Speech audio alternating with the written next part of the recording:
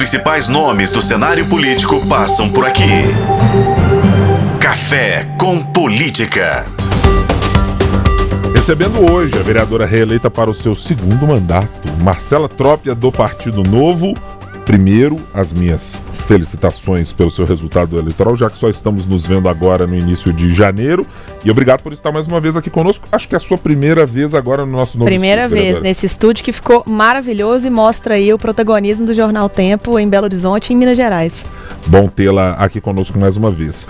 Vereadora, vamos começar tratando do seu mandato, especificamente das pautas que lhe são caras. Qual é o seu objetivo neste segundo mandato? Ele tem algo de diferente em relação ao primeiro? Qual é, eu acho que é muito cedo para dizer legado, mas qual é o resultado do primeiro mandato que a senhora considera ter sido o mais efetivo ou o mais importante na sua relação com os eleitores e com a cidade? Bom, é claro que um segundo mandato tem um peso de continuidade. Eu quero continuar fazendo os mutirões, que o meu mandato tem essa marca de ser a vereadora dos mutirões. A gente fez um mutirão oftalmológico que impactou 100 mil alunos da rede pública municipal com a distribuição de exames e de óculos. Agora vem uma nova fase de cuidar da saúde da mulher. A ideia é fazer mutirão para atender mamografias. Esse ano somente nós vamos entregar 1.000 mamografias e tentar zerar a fila de endometriose, de cirurgias de endometriose, que são cirurgias muito graves para a saúde da mulher, que podem ter complicações seríssimas. Nós temos 120 mulheres esperando hoje na fila. Esse ano a gente consegue contemplar 60 cirurgias. Então, essa lógica dos mutirões na área da saúde eu quero dar continuidade. Mas é um novo mandato porque é uma nova Câmara Municipal, é uma nova Marcela, tem uma ideia de trazer um branding diferente, de uma mulher mais madura, que tem mais experiência na política. Então eu quero focar em pautas muito grandes para Belo Horizonte. A pauta da limpeza urbana, se a Marcela do primeiro mandato focou em lixeiras e nos recicláveis, agora eu quero falar de SLU, de coleta como um todo da cidade. Se lá atrás a gente falava de tecnologia na mobilidade, agora nós precisamos falar de contrato de ônibus, revisão total desse contrato de ônibus, revisão total do plano diretor. Esse mandato guarda temas muito grandes de cidades para a gente trabalhar. Então, a ideia é ter continuidade, mas pensando num horizonte ainda maior, inclusive impactando a região metropolitana com muitos desses projetos. Essas mudanças têm a ver com o fato de que, de alguma maneira ou em alguma proporção, os objetivos desses projetos que a senhora citou foram contemplados pela Prefeitura de Belo Horizonte neste primeiro mandato de Fuad Noman de 2 anos e alguma coisa, mais os 2 anos de Alexandre Calil? Foram contemplados. O próprio mutirão oftalmológico nasce em 2021, com a indicação das emendas. A implementação de teste começou em 2022, 2023 e 2024 ele foi a todo vapor, atendendo mais de 80 mil crianças, e nós finalizamos o atendimento das 100 mil até o fim do ano passado. Então, apesar de ter sido uma vereadora incisiva, altiva no meu trabalho legislativo, a prefeitura, eu falo que tem pautas que não dá para fugir, ela precisa levar em consideração. Nós conseguimos aprovar o pacote de inovação, conseguimos aprovar 2 dos 3 projetos desse pacote para trazer mais startups para Belo Horizonte, mais investimento em tecnologia e inovação. São mais de 20 projetos que eu consegui aprovar da área de desburocratização, de educação, da limpeza urbana. Então, tem projetos que foram contemplados e agora é um novo capítulo. Por mais que seja um governo de continuidade, é um governo do Fuad que começa com o Álvaro Damião nesse momento, mas que não tem os ranços da prefeitura do Calil. Então é uma nova oportunidade da Câmara construir esses laços com essa nova gestão da 1212, como a gente costuma dizer lá na Câmara. Eu queria uma explicação mais detalhada sobre essas aspas, sobre um novo mandato Fuad. Quais são as grandes questões que a senhora vê que tem mudanças efetivas que lhe parecem para um melhor ou para um pior caminho? Eu acho que o fato do prefeito poder ter liberdade para compor as secretarias da forma como ele quiser é um ponto positivo. Apesar de ter sido contra a reforma administrativa, é importante reconhecer que a Regional do Hipercentro é um ganho para Belo Horizonte. É importante perceber que o prefeito agora ele tem à disposição dele a possibilidade de trazer novos quadros e, inclusive, eu defendo que ele faça processo seletivo, como o governador Romeu Zema fez, para que esses quadros sejam ocupados de maneira mais eficiente, funcionem para a cidade. Mas tem pautas também assombrando o prefeito Fuad do mandato anterior. Belo Horizonte está suja, a gente tem o desafio das pessoas morando nas ruas, tem um desafio de moradia na cidade, com muitos imóveis vazios e muita gente sem ter onde morar. O problema do ônibus segue, a passagem aumentou, o subsídio aumentou e a qualidade do transporte não caminha junto. Então, a cidade continua a mesma, mas a gestão, a máquina pode funcionar diferente e eu gostaria que funcionasse diferente a partir de agora. O quanto a presença agora de um vice, o que Fouad Numan não teve na sua gestão, faz diferença, e especificamente Álvaro Damião com essa função agora como um secretário de governo também. Já nesses primeiros dias de mandato, teve uma atuação muito importante de atuação dentro da Câmara Municipal para ter uma candidatura da prefeitura colocada. Que avaliação a senhora faz sobre este trabalho e o fato de ter um vice? Aumenta alguma ponte para diálogo? Não aumenta, não faz diferença? A conversa tem que ser com o prefeito? É com o secretariado? O que muda? Eu acho que foi importante o Álvaro fazer esse primeiro teste de querer participar da eleição da Câmara da Mesa e da Câmara Municipal.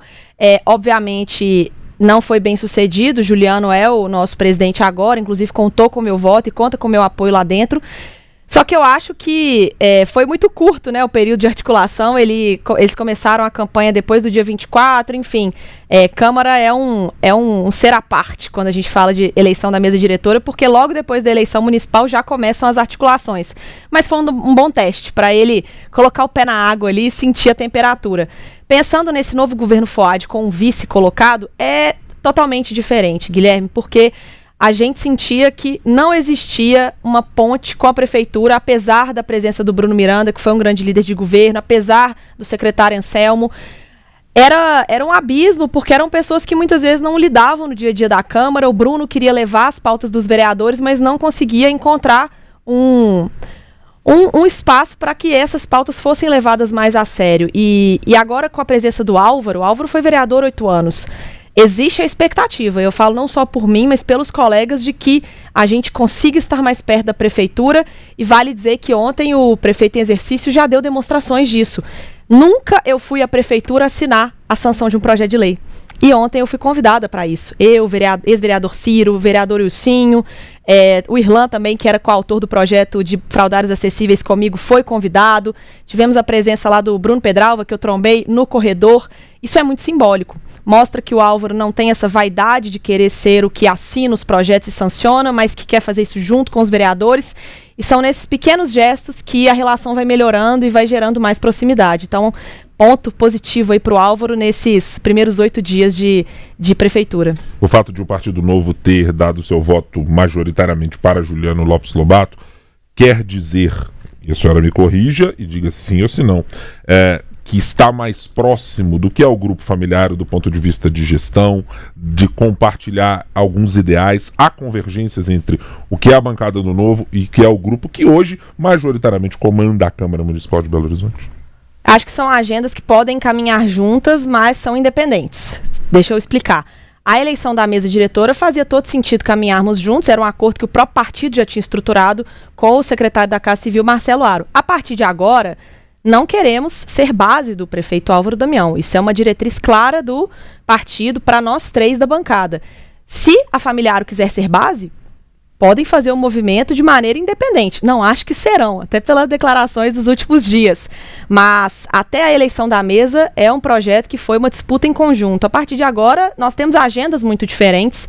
Dentro da própria família Aro existem agendas também legislativas e de agendas políticas diferentes.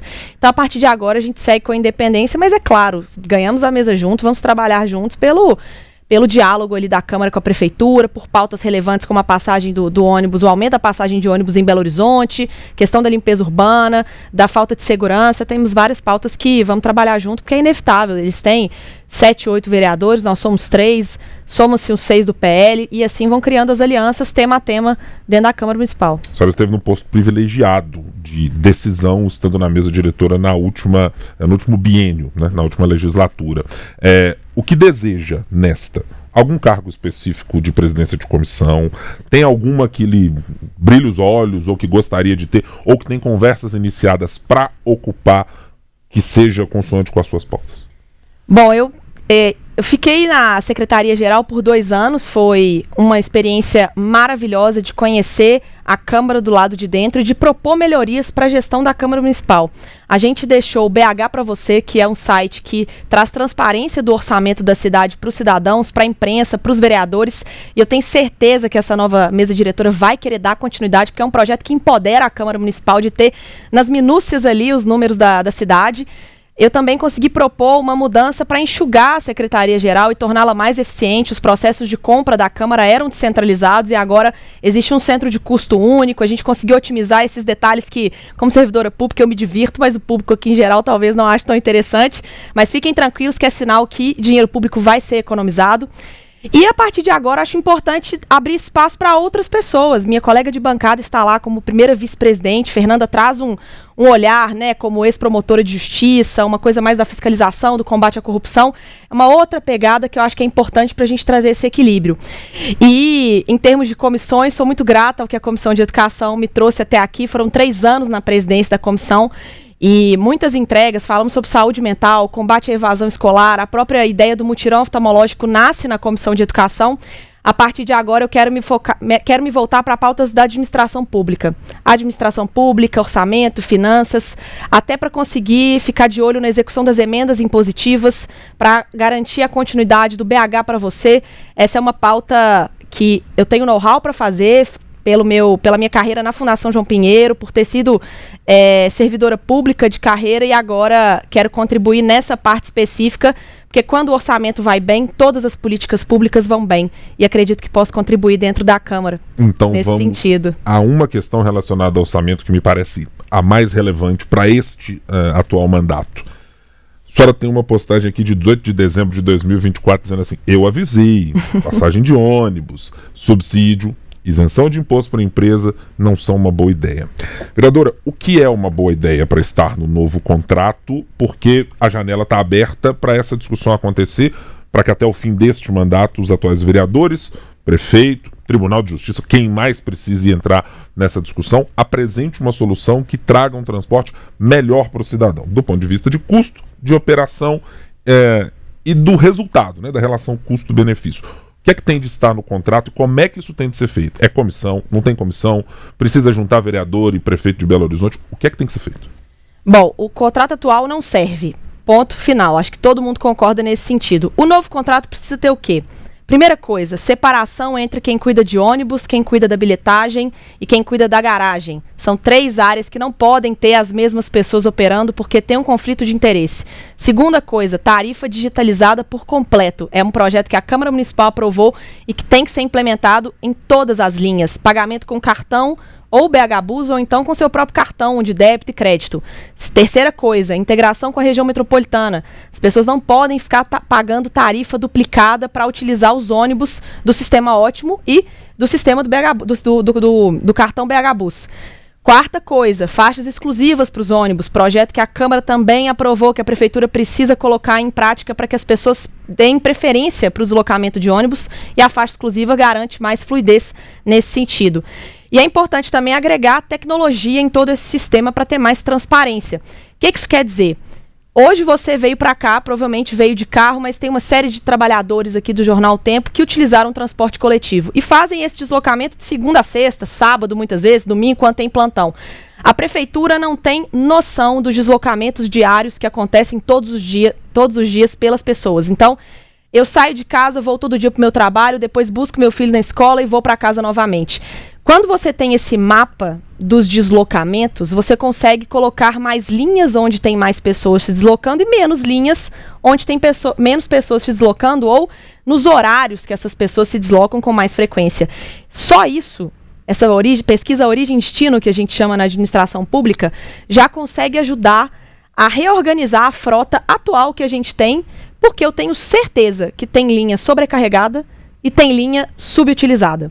É muito importante que a Prefeitura faça parcerias com as empresas de telefonia para saber os deslocamentos tradicionais das famílias, para conseguir redimensionar essa frota. Então, temos uma grande oportunidade. E aí, quando tivermos os dados desses deslocamentos, do quanto de fato o sistema custa, aí a gente fala de passagem. Esse é um debate fundamental, mas não adianta bater só na tecla da passagem se todo esse arcabouço não tiver sido revisto. Mas vai ter o governo do estado nessa conversa? Porque a senhora citou integração. Com certeza. Precisa ter participação do governador Romeu Zema? Precisa, e a gente sabe que custa para o governo do estado fazer essa integração também.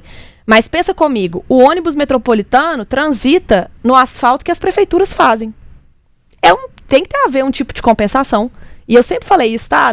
Quando era governo do PT, quando era governo do PSDB, agora que é governo do Novo, é fundamental que essa compensação aconteça, porque os municípios gastam horrores para equiparar o asfalto, porque o ônibus desgasta mesmo, e o metropolitano não tem nenhum tipo de compensação.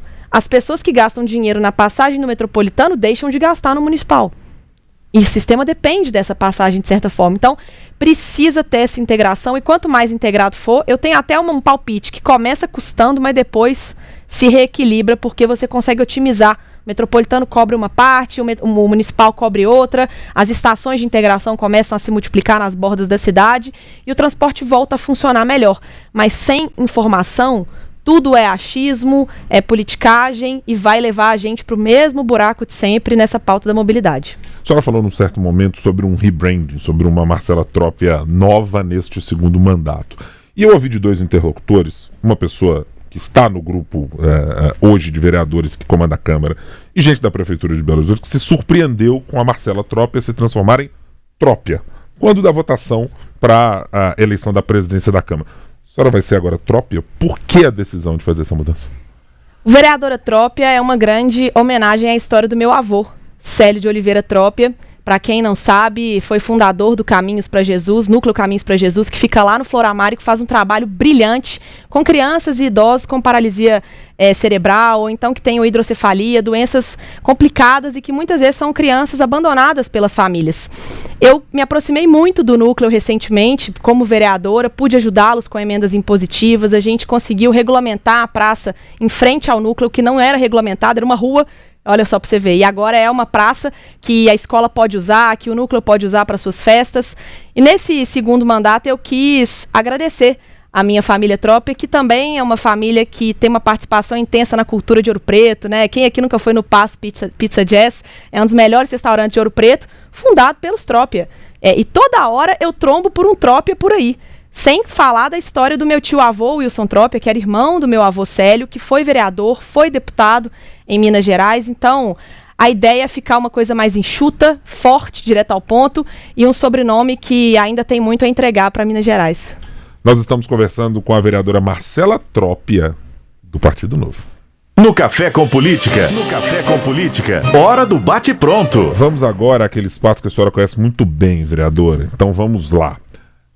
A relação entre Prefeitura e Câmara, Juliano Lopes, Álvaro Damião / Fuad Noman, é reversível após a crise instalada no resultado final da votação? Se houver maturidade, com certeza é possível reconciliar essas pontes. A pauta de educação, ela foi bem atendida pela Prefeitura nos primeiros anos de Fuad Noman? Foi bem atendida, mas agora é hora de olhar para a aprendizagem das crianças. O lançamento da candidatura de Bruno Miranda a cargo de presidente da Câmara Municipal, foi um erro ou foi um acerto? Candidatura legítima, erro ou acerto, o grupo de lá precisa sentar e fazer seu balanço. A Marcela Trópia do rebranding de 2025 também pode pensar em ser deputada estadual? Importante começar um diálogo com a região metropolitana, entendendo como que o mandato pode atender não só esses vereadores, esses prefeitos, porque de Belo Horizonte, de região metropolitana eu entendo, de Minas Gerais a gente ainda precisa estudar bastante. Vereadora, eu quase falei assim, deputada estadual. Vereadora Marcela Trópia do Partido Novo, muito obrigado por estar mais uma vez aqui conosco na bancada de O Tempo News. E bom, o mandato está começando, então o convite está sendo sempre refeito. Quem passa por aqui, volte por gentileza para tratarmos de mais assuntos de Belo Horizonte. Obrigado, vereadora. Muito obrigada, Guilherme, é um prazer sempre estar com vocês aqui. A gente continua esse papo lá na minha rede social. Marcela Trópia ainda é Marcela Trópia a rede social, porque a imprensa faz um trabalho fundamental. Os canais de comunicação de Minas Gerais precisam estar cada vez mais em evidência nos mandatos dos vereadores, da Câmara Municipal, para que a gente esteja mais próximo da população. É o que eu desejo.